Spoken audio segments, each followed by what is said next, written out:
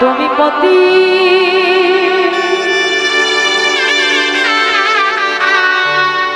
পবন হরি হে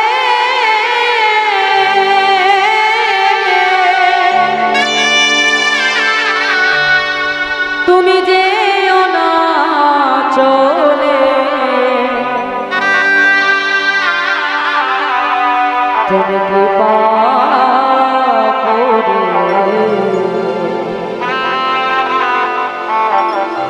দয়াল গো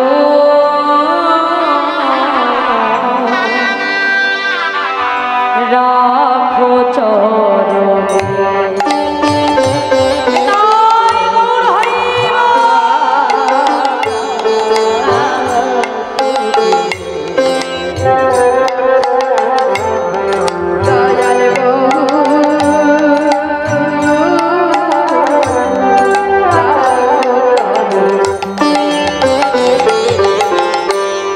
শুনেছি তুমি নাকি দয়াল শিরোমণি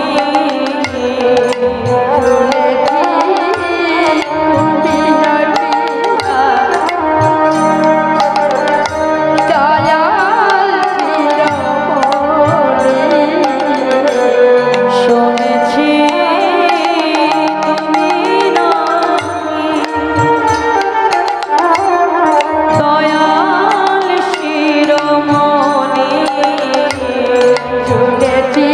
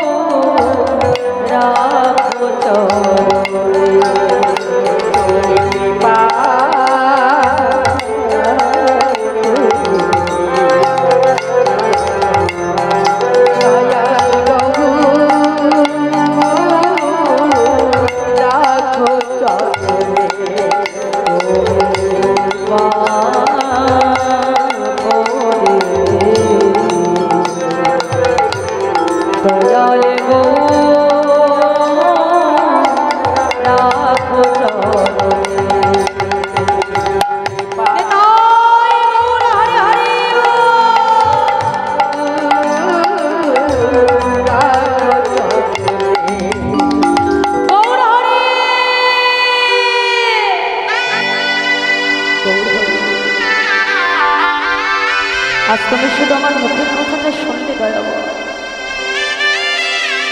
আমার মনের কথাটা একবারও তুমি জানতে চাইবে। প্রভু, তুমি ছাড়া যে এই অগ্রদ্বীপে আমার আপন বলতে কেউ নাই দয়াবো, বলো বলো আজ তুমি কাকে আমার কাছে ফেলে গেলে প্রভু? আজ এই অগ্রদ্বীপে তুমি আমাকে কার কাছে ফেলে দিলে দয়াবো? সংসারে আমি জানি তুমি আমার মাতা, তুমি আমার পিতা, তুমি আমার ভাই, তুমি আমার বন্ধু দয়াবান। আজ তুমি তো একটিবারও আমার কথা চিন্তা করলে না। অগ্রদ্বীপের ঘোলায় অচৈতন্য হয়ে পড়ল গোবিন্দ ঘোষ। অগ্রদ্বীপবাসী এসে ধরাধরি করে গোবিন্দ ঘোষকে তার কিন্তু ঘরে গেলে কি হবে? ঘরে তার মন বসে না।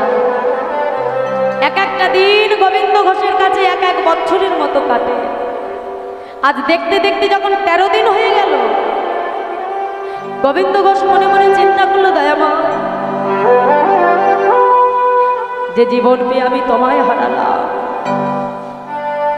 প্রভু, যে জনম পেয়ে আমি তোমাকে হারিয়েছি প্রভু, এই জনম আমি আর রাখতে চাই না। আজই আমার প্রাণ আমি সুরধনী গঙ্গার জলে বিসর্জন করে দেব। এই বলে গোবিন্দ ঘোষ নিজের প্রাণ বিসর্জন করবে বলে আজকে এক পা করে সুরধনী গঙ্গার তীরে ছুটে যাচ্ছে।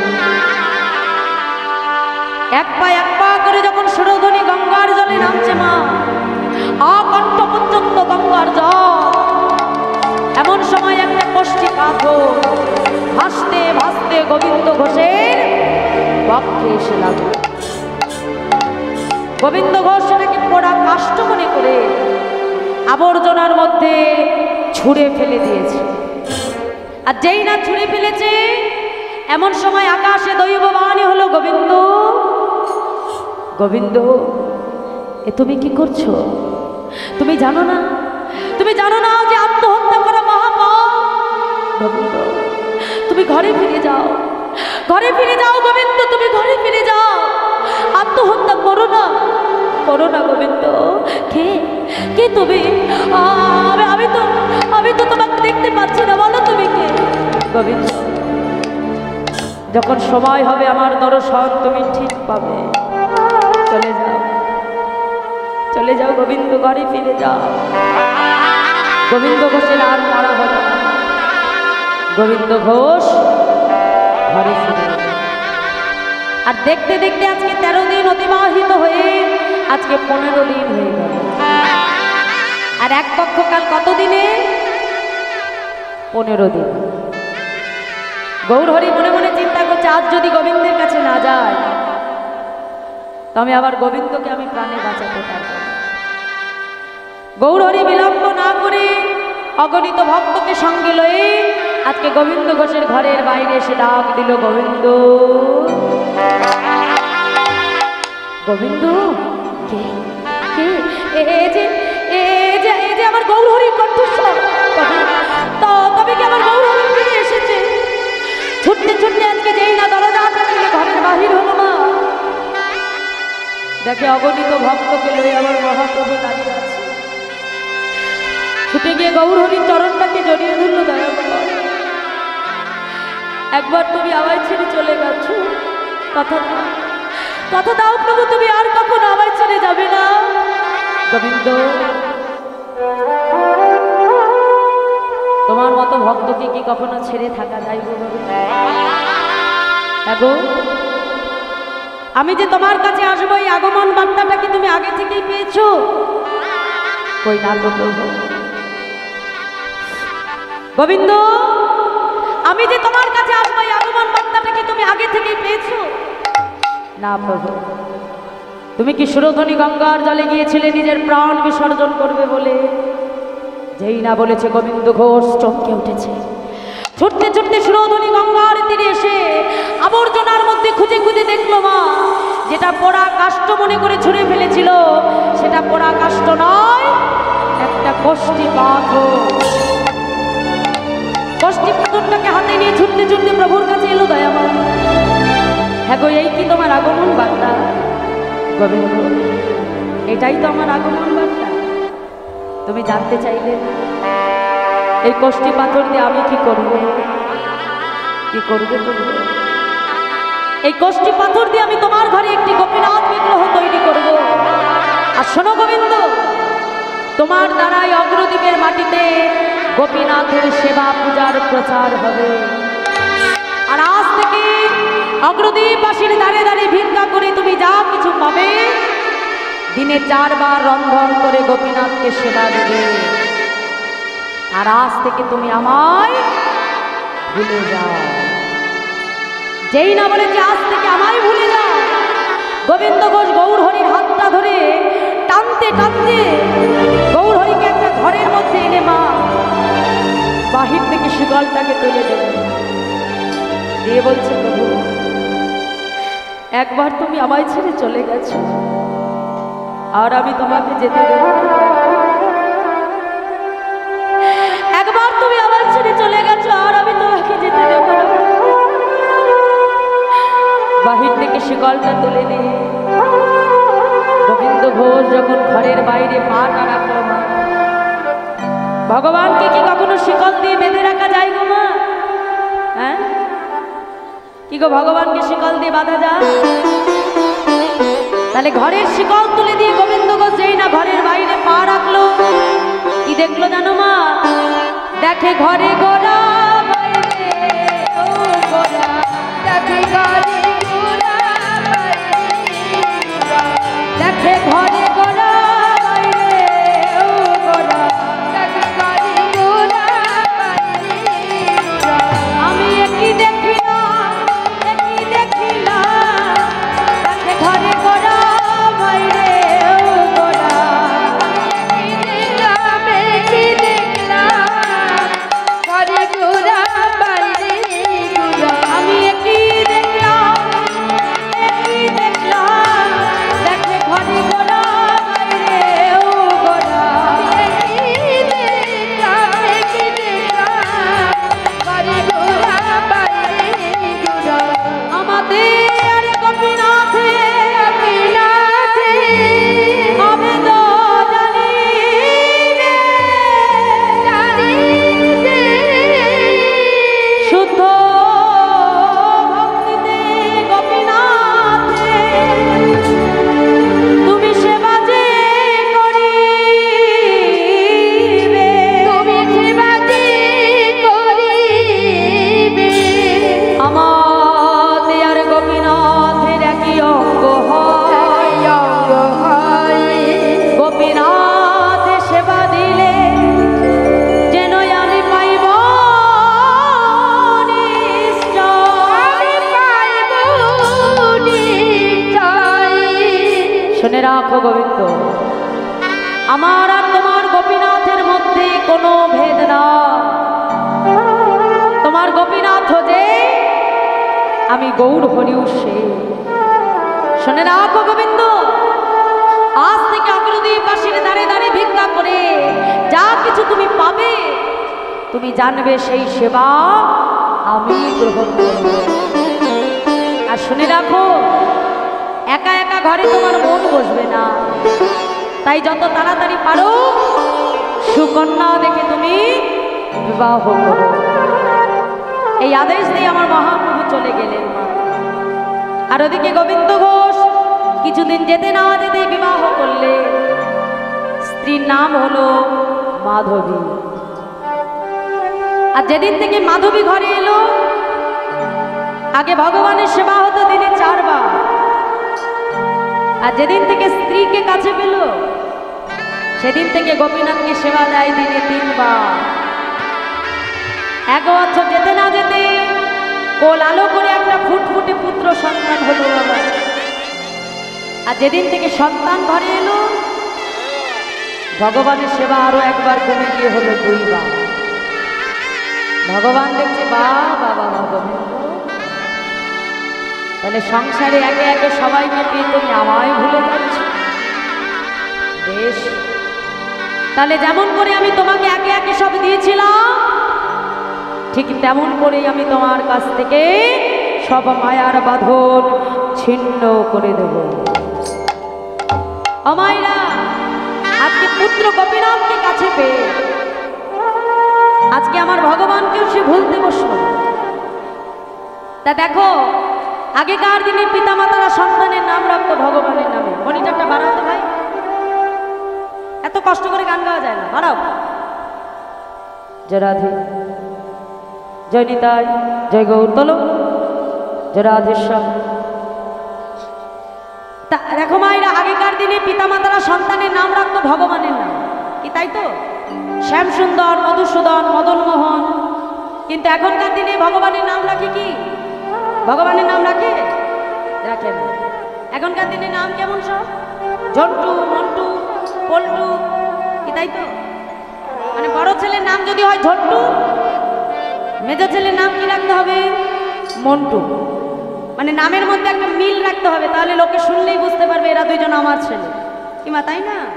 বলিব এই নামের মিল রাখতে রাখতে আমরা কোথায় চলে যাই জানো? একটা মজার কথা বলছি, মন দিয়ে শোনো। একজন শেঠজি, তা শেঠের ঘরে এত টাকা এত সম্পদ, তা সে শেঠের ঘরে কোনো সন্তান টন্তান নাই। তা শেঠজি একদিন মনের দুঃখে এক বাবাজির কাছে এসে বলছে, বাবাজি, ভগবান আমাকে এত কিছু দিল ঠিকই, কিন্তু রক্ষা করবার জন্য আমার ঘরে কোনো সন্তান দিল না। আজকে শেঠজি তাকে ডেকে বাবাজি বলছে, শোনো বাবা, এই একটা ফল আমি তোমাকে দিলাম, এই ফলটা তুমি তোমার স্ত্রীকে খাওয়াবে, দেখবে 1 বছরের মধ্যে তোমার স্ত্রী গর্ভবতী হবে। আজকে সাধু বাবার কথা মতো ফলটা এনে যখন স্ত্রীকে সেবা করালো, মা 1 বছর যেতে না যেতেই কোল আলো করে একটা ফুটফুটে পুত্র সন্তান। আজকে সাধুর কৃপায় সন্তান পেয়েছে। তা শেঠজির মনে আনন্দ ধরছে না, সন্তানকে কোলে নিয়ে আজকে সাধু বাবার কাছে এসে বলছে, সাধু বাবা, সাধু বাবা, এই দেখো আপনার কৃপায় আমি ফুটফুটে একটি পুত্র সন্তান পেয়েছি। আমার মনের বাসনা যে আমার সন্তানের নামকরণটা আপনি করুন। সাধু বাবা বলছে, বেশ বাবা, তাই হবে। তাই পুঁজি টুজি দেখে বাবা সন্তানের নাম রাখা হলো দিগম্বর। পরের বছর যেতে না যেতে আমার আরেকটি ছেলে হয়েছে। তা ওই ছেলেকে যখন এনেছে বাবা, সাধুকে ডেকে বলছে, শোনো বাবা, এই ছেলের নামটা এমন রাখবে যাতে লোক আমার নাম শুনলেই বোঝে যে এরা দুজন আমার ছেলে। মানে নামের মধ্যে এমন মিল তোমায় রাখতে হবে। তা সাধু বাবা বলছে, তাই হবে। বড় ছেলের নাম রেখেছিলাম দিগম্বর, তোমার এই ছেলের নাম রাখলাম আমি পীতম্বর। কি মা, মিল আছে তো? হ্যাঁ। এখন পরের বছর যেতে না যেতে আবার আরেকটি ছেলে, এখন তার নাম রাখা হলো শ্বেতাম্বর। মানে যাই হোক না কেন নামটা তোমাকে মিলিয়েই রাখতে হবে। আর পরের বছর যেতে না যেতে আবার আরেকটি ছেলে হয়েছে। হ্যাঁ, আগে মোটে হচ্ছিল না, এখন প্রত্যেক বছর বছর ছেলে। হরি বল। হ্যাঁ, ভগবান কৃপা করলে কি না হয় মা, তাই না? এমনও হয় যে ঘরে সন্তান নেই, কিন্তু এমন কৃপা করলো যে একসঙ্গে যমজ সন্তান হয়ে, সবই তার কৃপা মা। তাহলে চতুর্থ সন্তান যখন হলো, তার নামটি রাখা হলো নীলাম্বর। তাহলে কয়টি ছেলে হলো? জোরে বলো। রাধে। পরের বছর যেতে না যেতে একসঙ্গে দুটো যমজ পুত্র হয়েছে। এখন ওই যমজ ছেলেকে নিয়ে যখন আবার সাধু বাবার কাছে আসলো, সাধু বাবার চোখ তো কপালে উঠে গেছে, সর্বনাশ। আরে প্রত্যেক বছর বছর ছেলে নিয়ে আসে, এত নাম আমি পাবো কোথায়? হ্যাঁ, আবার যেমন তেমন নাম রাখলে মন ভরবে না। কেমন নাম রাখতে হবে? মিলিয়ে মিলিয়ে নাম রাখতে হবে। ভারী বেকাই না তোমার। সাধু বাবা চিন্তা করছে, এইবার আমি কি নাম রাখি রে বাবা? একবার এপাশে যায়, একবার ওপাশে, কি নাম রাখবে আর চিন্তা করে পাচ্ছে না। হঠাৎ তার মনে পড়ে গেল, এই যে ও শেঠজি, বলি তোমার ছেলের নাম আমি পেয়ে গেছি। হ্যাঁ, পেয়ে গেছি। হ্যাঁ, আচ্ছা শেঠজি, আমার বড় ছেলের কি নাম রেখেছিলাম? কি নাম মা? হ্যাঁ, দিগম্বর। তারপরে ছেলে? হ্যাঁ, পীতম্বর। বাহ। তারপরে ছেলে? হ্যাঁ, বাহ বাবা। আর তারপরে নীলাম্বর। বাহ, কি সুন্দর। হ্যাঁ, তাহলে কটা ছেলে হলো? 4টে। এখন শেঠজিকে ডেকে বলছে, এই যে শেঠজি, এদিকে এসো, এদিকে এসো। হ্যাঁ, বলি তোমার বাকি 2 ছেলের নাম রাখলাম আমি, বলবো? কিন্তু তার আগে কথা দিতে হবে, এরপরে কিন্তু আর নাম টাম রাখতে পারবো না। আর হবে না? কথা দিচ্ছ তো? এরপরে কিন্তু আর পারবো না। অনেক কষ্টে নাম খুঁজে পেয়েছি, ঠিক আছে? বলবো? হ্যাঁ, এই যে তোমার বাকি 2 ছেলের নাম রাখলাম আমি নভেম্বর আর ডিসেম্বর। নিতাই গৌর হরি বল, হরি বল। এখন মেলাতে তো বলেছিল বা কিছুদিন মেলাতে তো হবে। এখন মিলাতে গিয়ে 2টো মাসের নাম দিয়ে মিলিয়ে দিয়েছে, আর তাতেই শেঠজি সন্তুষ্ট। আমাদের বাবা মার দশাও তাই গো মা। সিরিয়াল দেখে দেখে, সিনেমা দেখে দেখে সন্তানের নাম রাখতে রাখতে বড় শখ করে ছেলে মেয়ের নাম রেখে দিই বাবা মা আমরা পাপা কি রাখি না। তা ভেবে দেখো, যদি অন্তিম সময়ে শেষ সময়ে যদি বাবা মা ছেলেকে ডাকতে গিয়ে যদি চিৎকার করে ডাক দেয় পাপা, কি বলছে? ছেলেকে ডাকছে না কাকে ডাকছে? পাপকে ডাকছে। হরিব পাপ আয়, মানে সারা জীবন তো পাপ করেই কাটালাম, এখন মরার সময় যদি পাপ আয় আয় বলতে বলতে যেতে হয় তাহলে সরাসরি ঘাড় ধরে একেবারে নরকে ঠাসতে ঠাসতে নিয়ে চলে। কিন্তু একটা কথা মনে রেখো, এ জগতে প্রত্যেকটা পিতামাতা সবকিছু ভুলে গেলেও নিজের ঔরাজাত সন্তানের নাম কখনো ভোলে না। তাই সন্তানের নাম রাখতে হয় সব সময় ভগবানের নামে। দেখো আজ যে ভগবান এই দেহটা দিয়ে পাঠিয়েছে এমনি এমনি পাঠায়নি গো, এই দেহ দিয়ে পাঠিয়েছে, তার পেছনে আমাদের কিছু কর্তব্য আছে। কেন ভগবান দেহ দিয়ে পাঠালেন বাবা পাগলা আজকে সুন্দর করে বলে দিচ্ছে। এই দেহ দিয়ে আমাদের কাজটা কি বা, কত সুন্দর কথা কি বলছে, বলছে দেখো দেখো ছলো ছলো নয়নে হাসি মাখা বদনে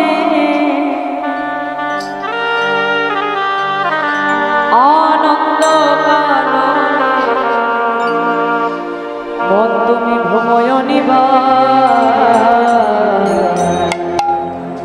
কি গো মাইরা, সংসারে এসে শুধুমাত্র কর্তব্য পালন করলে হবে না, সংসারের দায়িত্ব পালন করলে হবে না, তার সঙ্গে সঙ্গে তোমাকে বলতে হবে কি হরি বল হরি বল মনে রে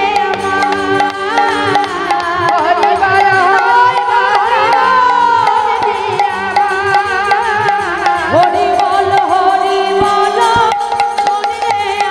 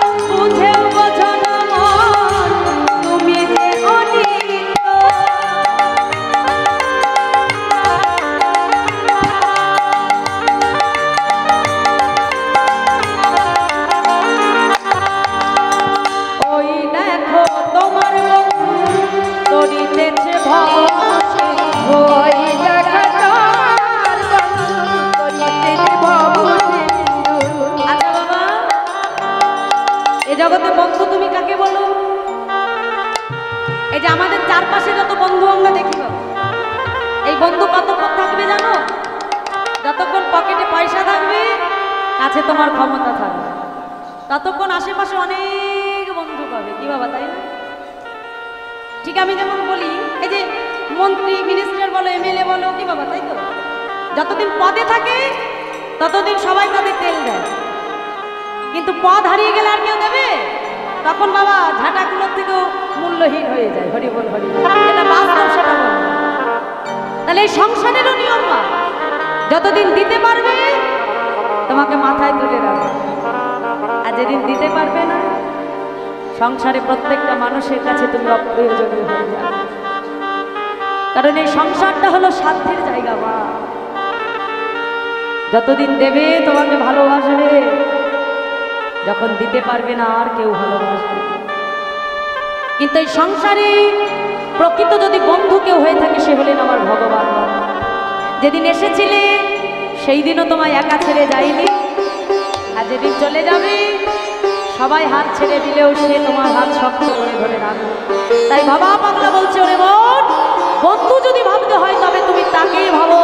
কি বলছি? ওই দেখো তোমার বন্ধু করিতেছে ভব সিন্ধু। হরি হরি ওই দেখো তোমার বন্ধু করিতেছে ভব সিন্ধু। দেখো তোমার বন্ধু তরিতেছে ভব সিন্ধু।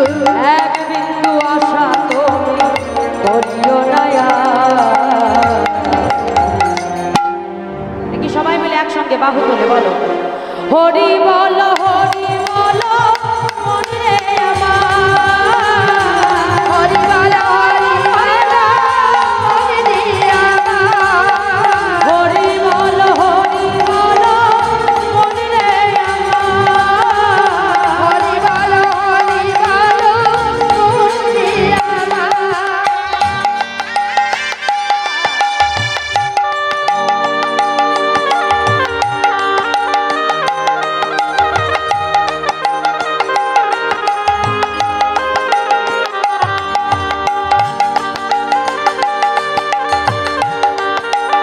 রাধে রাধে।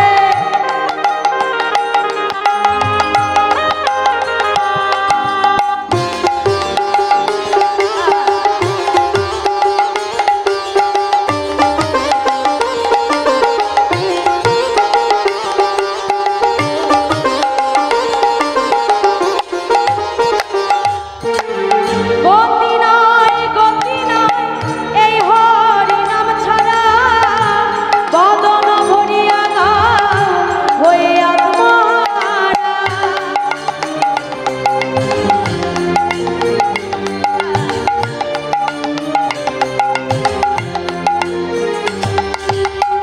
ওই দেখো শ্মশানে কিবা রাত্র দিনে। ওই দেখো রাত্র দিনে। ওই দেখো শ্মশানে কিবা রাত্র দিনে। ওই দেখো রাত্র দিনে। আচ্ছা শ্মশান ঘাটে গেছো বাবা? হ্যাঁ, শ্মশান ঘাটটা এমনই জায়গা যেখানে গেলে জীবের কোনো অহংকার থাকে না। যেখানে গেলে প্রত্যেকটা জীবের সমস্ত অহংকার দূর হয়ে যায়।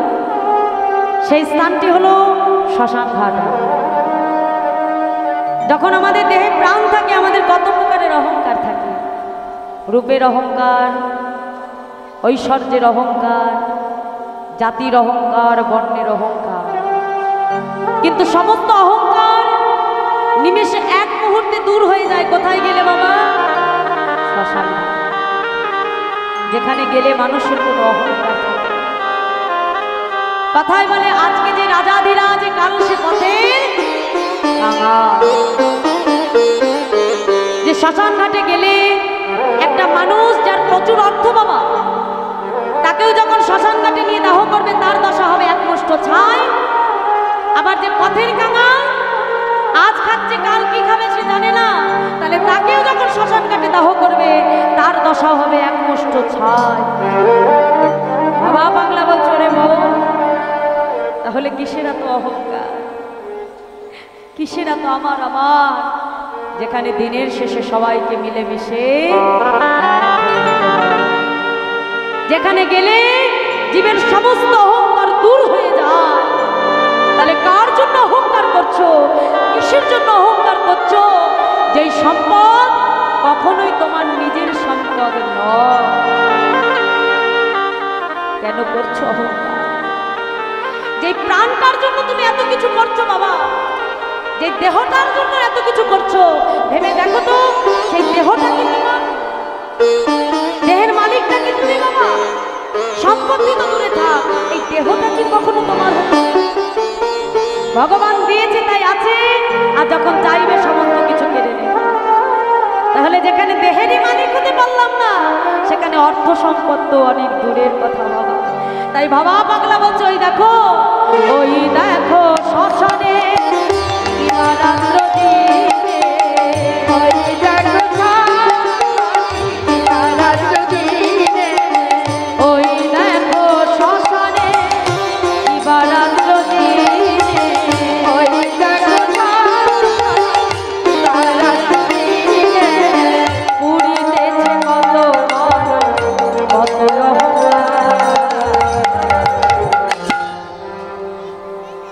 অহংকার করে কাজ হবে না, হবে না।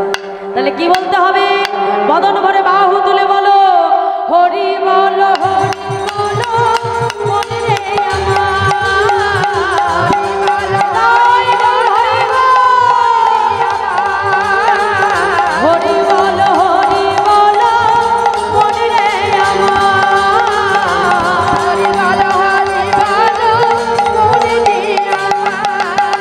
হরি বলো হরি বলো মনে রে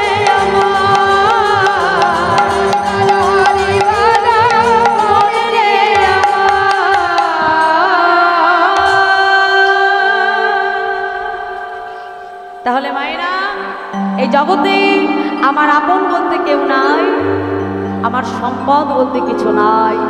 জগতে আপন বলতে কেউ যদি থাকে সেটা হলো ভগবান, আর জগতে সম্পদ বলে কিছু যদি তোমার থাকে সেটা হলো হরিনাম। এছাড়া জগতে সবই মিথ্যে। তাই আজ গোবিন্দ ঘোষের যখন পুত্র হলো মা, ভগবানকে সেবা দিতে লাগলো দিনে 2 বার। জানাদে এখনো কোনো ভক্ত যদি প্রসাদ না পেয়ে থাকে অবশ্যই প্রসাদ নিয়ে তারপরে ঘরে যাবে। সকল ভক্তের জন্য আমার কমিটির ভক্ত বাবারা প্রসাদের ব্যবস্থা করেছে, আপনারা কিন্তু সকলে প্রসাদ নিয়ে তবেই যে যার ঘরে যাবে। জয় রাধে। তা আজকে মাগো ভগবান মনে মনে চিন্তা করলো, গোবিন্দ তাহলে তোমাকে যেমন করে একে একে সব দিলাম, ঠিক একে একে তোমার কাছ থেকে আমি সব মায়ার বাঁধন ছিন্ন করে দেব। তা একদিন ভিক্ষা করে এসে ভিক্ষার ঝোলাটা উঠানে রেখে স্ত্রী মাধবীকে ডেকে বলছে, মাধবী মাধবী যাও, তুমি তাড়াতাড়ি রন্ধন করো, আমি গঙ্গা থেকে স্নান করে এসে আমার গোপীনাথকে সেবা দেব। এই বলে গোবিন্দ ঘোষ গঙ্গা স্নানে চলে গেল। ফিরে এসে দেখলো মা ভিক্ষার ঝোলাটা যেখানে রেখেছিল ঠিক সেই জায়গাতেই পড়ে আছে। এসে ডাকছে, মাধবী ও মাধবী, মাধবী মাধবী মাধবী বলে ডাকতে ডাকতে যেই না গোবিন্দ ঘোষ মন্দিরের মধ্যে প্রবেশ করলো মা, দেখে মাধবী উপর হয়ে পড়ে আছে। মাধবী, এটা কি গোপীনাথের সামনে থাকবার সময়? এখনো রন্ধন করনি? গোপীনাথকে যে সেবা দিতে হবে মাধবী। মাধবী যতই মাধবী মাধবী বলে ডাকে, মাধবীর আর কোনো সাড়া পায় না। ছুটতে ছুটতে এসে যেই না মাধবীর দেহটা স্পর্শ করলো, দেখে মাধবীর অসার দেহখানি পড়ে আছে। চিৎকার করে উঠল, গোপীনাথ গোপীনাথ, এ তুমি কি করেছো গোপীনাথ? আজ তুমি আমার মাধবীকে কেড়ে নিলে দয়াবা। কেন কেন তুমি আমার মাধবীকে কেড়ে নিলে বলো প্রভু, বলো কি অপরাধ করেছিল আমার মাধবী তোমার চরণে? বলো কেন তুমি আমার স্ত্রীকে কেড়ে নিলে প্রভু? পাড়া প্রতিবেশী ছুটে এসে বলে, গোবিন্দ তোমার মাধবী যদি প্রকৃত তোমারই হতো সে কখনো তোমায় ছেড়ে যেত না গো গোবিন্দ। এই সংসার মাঝে যে কেউ কারণ নয় গোবিন্দ। তুমি যদি ভেঙে পড়ো তাহলে তোমার সন্তানকে কে দেখবে বলো? নিজের হাতে মাধবীর সৎকার করলো মা, আর ওদিকে দেখতে দেখতে পুত্র গোপীনাথের বয়স হয়ে গেল 5 বছর। গোপীনাথ যখন মাঠে খেলতে যায়, খেলার শেষে দেখে সবার মায়েরা এসে তার সন্তানকে আদর করে, চুম্বন করে, কিন্তু গোপীনাথকে কেউ আদর করে না, কেউ কোলেও তোলে না। বাবার কাছে ছুটে এসে বলছে, বাবা এ জগতে সবার তো মা আছে, কিন্তু বলতে পারি আমি কি অপরাধ করেছিলাম? বলো বাবা, আমার মা কোথায়? আজ তোমাকে বলতে হবে। বলো বলো বাবা, আমার মা কোথায়? গোপীনাথ তোমার মা কোথায় এটা আমার কাছে নয়, মন্দিরে বিগ্রহ গোপীনাথকে জিজ্ঞাসা করো তোমার মা কোথায়। ছোট্ট ছেলে মন্দিরে ছুটতে ছুটতে এসে বিগ্রহ গোপীনাথের চরণটাকে জড়িয়ে ধরল। গোপীনাথ বলো বলো আমার মা কোথায়? বলে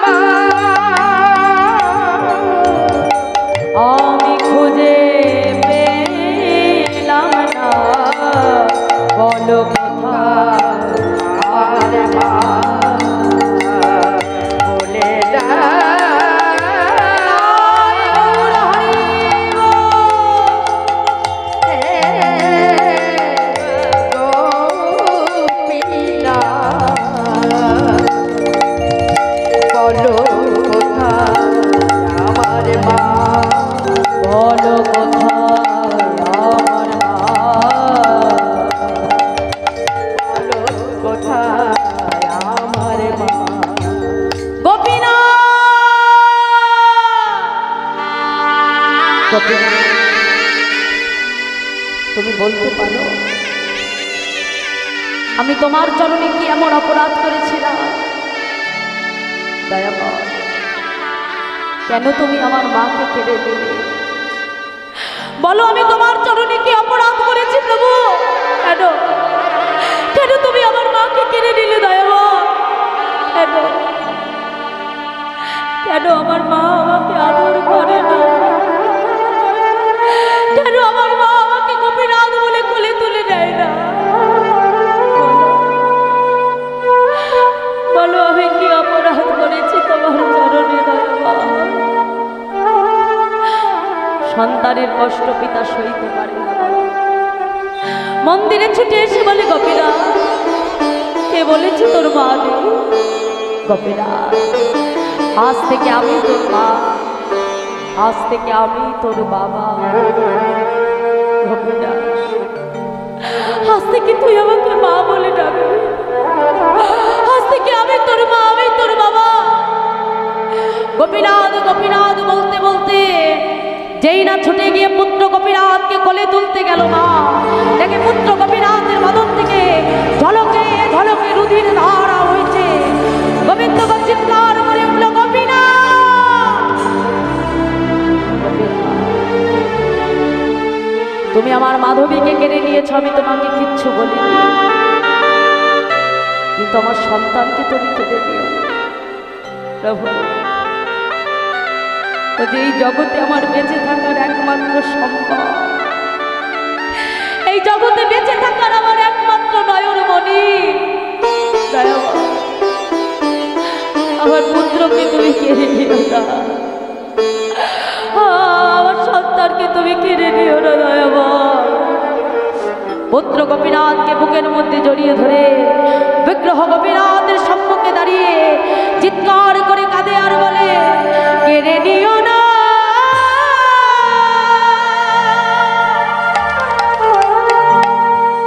প্রভু গো,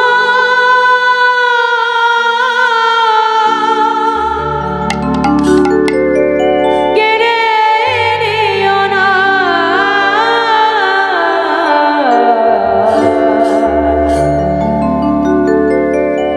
তুমি যে ব্যথারি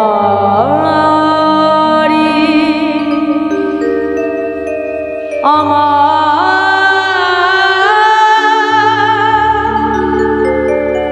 ব্যথা দিও না প্রভু। তুমি যে ব্যথাহারি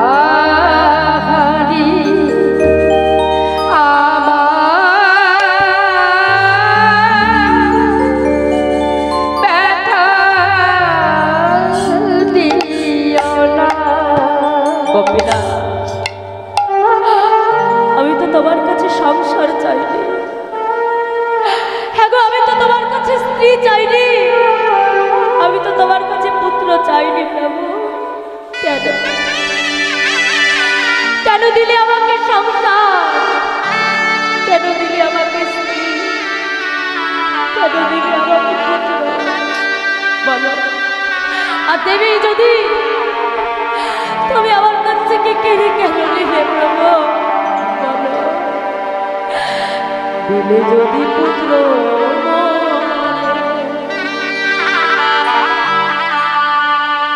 তবে কেড়ে কেন নিতে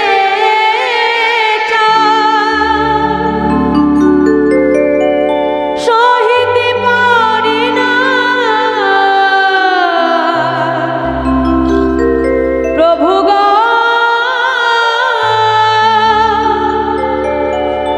তবে কেন এত দুঃখ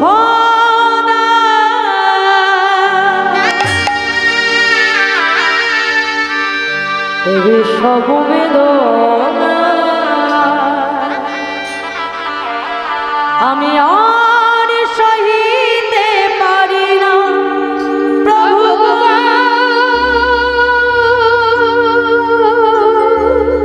সহিতে পারি না।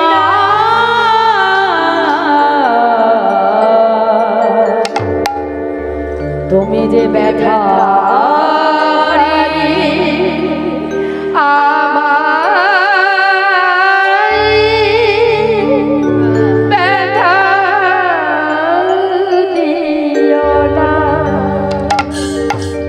গোপীনাথ, গোপীনাথ, একবার একবার আমাকে বাবা বলে ডাক না গোপীনাথ। গোপীনাথ, একবার একবার আমার দিকে নয়ন মেলে তাকা গোপীনাথ, তাকা। একবার আমাকে বাবা বলে ডাক, ডাক্তার ডাক্তার গোপীনাথ, একবার আমাকে বাবা বলে ডাক। তুই তো প্রত্যেকদিন আমার কাছে এসে বলিস, বাবা আমার বড় ক্ষুধা পেয়েছে। আসতে আসতে একবার আমাকে বাবা বলে ডাকছিস না, ডাক না, ডাক না বাবা, একবার একবার আমাকে বাবা বলে ডাক গোপীনাথ, গোপীনাথ।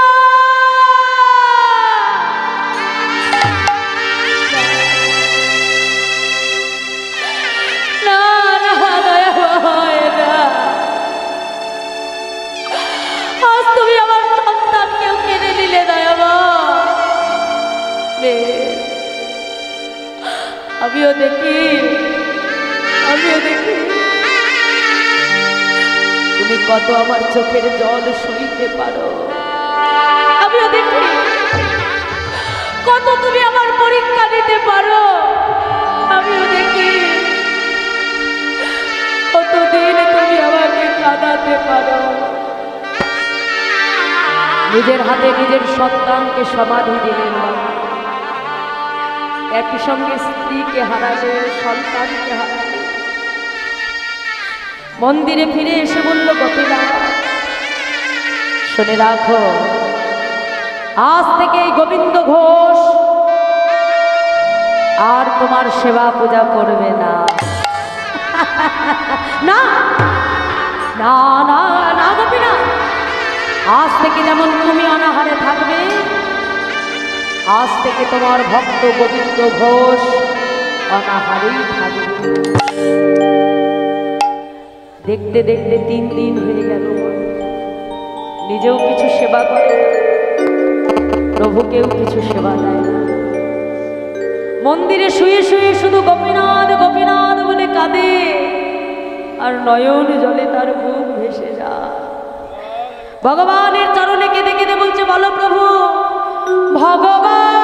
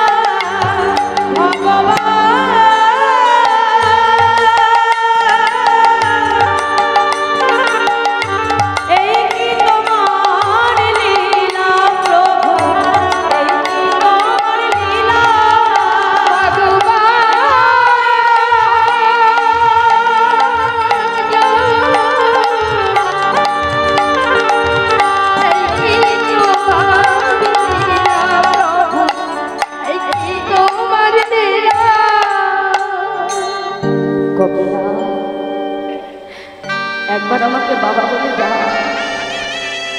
গোপীনাথ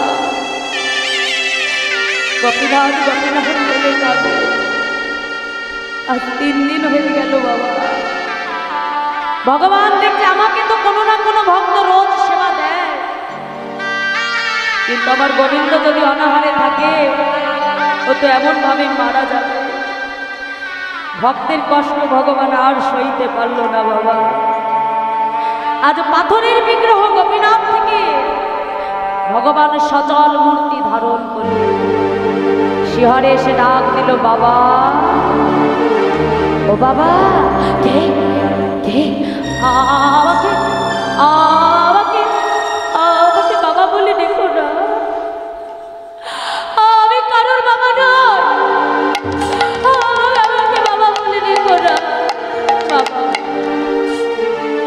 এ জগতে কোনো পিতার যদি 2 সন্তান থাকে, পিতা যদি কখনো একটি সন্তানকে হারায় আরেকটি সন্তানকে কি অনাহারে রেখে দেয়? আজ 3 দিন হয়ে গেল তুমি আমাকে সেবা দেওনি গোপীনাথ। এ জগতের প্রত্যেকটা পিতামাতা একটা সন্তান কেন চায় জানো? যাতে শেষের দিনে ওই সন্তান নিজে হাতে পিতামাতার অন্তিম ক্রিয়া করে। কিন্তু গোপীনাথ, তুমি তো এমন কাউকে রাখলে না প্রভু, যে আমার জন্য আমার অন্তিম ক্রিয়া করবে। তুমি এমন কাউকে রাখলে না যে আমার চিন্তাটা সমাধান করবে। গোপীনাথ, তুমি যে আমাকে বাবা বলে ডাকছো, বলো শেষের দিনে তুমি আমার জন্য ধরা পড়বে? পড়বো বাবা, আমার জন্য কাছা পড়বে। পড়বো বাবা, আমার জন্য তুমি অফিস অন্ন খাবে গোপীনাথ? খাবো বাবা। আচ্ছা, আমার জন্য তুমি পিণ্ড দান করবে বাবা। আজ তোমার সন্তান হয়ে আমি তোমার সম্মুখে দাঁড়িয়ে কথা বলব। যতদিন পৃথিবীতে চন্দ্র সূর্য উদয় হবে, যতদিন আকাশে চন্দ্র সূর্য উঠবে, ততদিন আমি তোমার সন্তান হয়ে নিজের হাতে তোমার অন্তিম ক্রিয়া সমাধান করব। দেখেছো গোপীনাথ, আমি তোমার কেমন বাবা? দাদা, আমি এক্ষুনি আসছি। 2-3 বাড়ি থেকে ভিক্ষা করে এনে রন্ধন করে গোপীনাথকে সেবা দিল। দেখতে দেখতে গোবিন্দ ঘোষেরও শেষ সময় চলে গেল। শেষ সময় যখন এলো, তার স্মৃতির বিস্মরণ হয়ে গেল বাবা। আজ বিগ্রহ গোপীনাথকে নিজের পুত্র গোপীনাথ মনে করলো। ডাকছে গোপীনাথ, ও গোপীনাথ, আমার তো যাবার সময় হলো, আমাকে একটু মন্দির থেকে চরণামৃত এনে দিবি। লীলার কি মাধুর্য দেখো মা। ভগবান আজকে নিজের হাতে মন্দিরে প্রবেশ করে নিজের হাতে ভগবান নিজের চরণ ধৌত করলে, আর সেই চরণ ধৌত জল এনে ভগবান আজকে পুত্র হয়ে গোবিন্দ ঘোষের বদনে সেবা করিয়ে দিল। নিতাই গৌর হরে, গৌর হরে।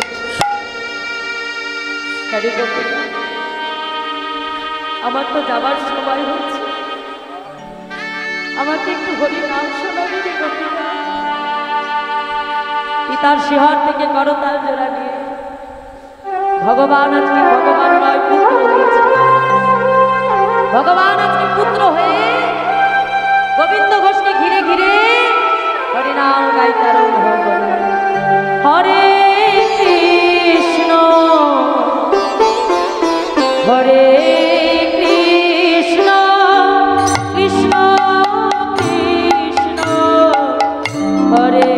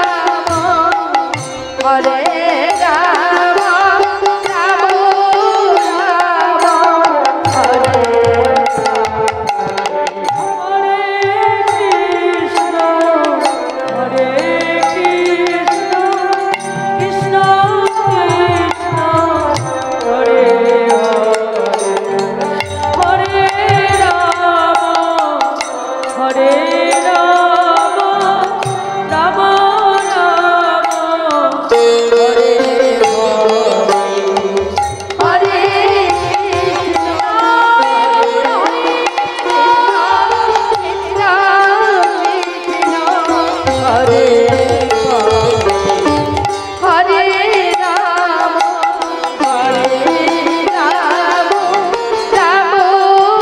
রাম হরে তুমি মন্দিরে প্রবেশ করো, আমার রাজবেশ খুলে দাও, আমাকে কাছা পরিয়ে দাও। কেন দয়াময়? বোঝারে আমার বাবা যে দেহ দেখেছে বোঝারে। শোনো, আজ থেকে দিনে 1 মাস খুব বেশি অন্ন রন্ধন করে তুমি আমাকে সেবা দেবে। আর ঠিক আজ থেকে 1 মাস পর মধুকৃষ্ণ ত্রয়োদশীতে আমাকে শুদ্ধ বাসন করিয়ে আমার পিতার শ্রাদ্ধ বাসনে নিয়ে যাবে। কেন যাবে? সেই দিন আমি নিজে দাঁড়িয়ে থেকে আমার পিতার জন্য আমি পিণ্ড দান করব।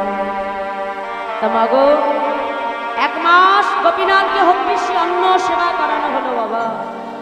আর 1 মাস পর মধুকৃষ্ণ ত্রয়োদশী তিথিতে গোপীনাথকে শুদ্ধ বসন করিয়ে তার পিতার শ্রাদ্ধ বাসনে আনা হলো।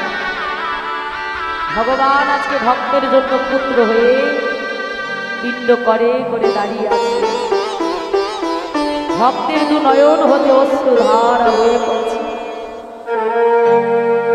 যারা ভক্তির নয়ন নিয়ে ভগবানকে দেখতে এলো, তারা দেখলো যে গোপীনাথ পিণ্ড করে করে দাঁড়িয়ে আছে আর তার 2 নয়ন হতে অশ্রুধারা বয়ে চলেছে। যারা ভক্তির নয়নে ভগবানকে দেখতে এলো, তারা দেখলো গোপীনাথ পিণ্ড করে করে দাঁড়িয়ে আছে। আবার কেউ কেউ মনে করলো যে ও তো পাথরের বিগ্রহ।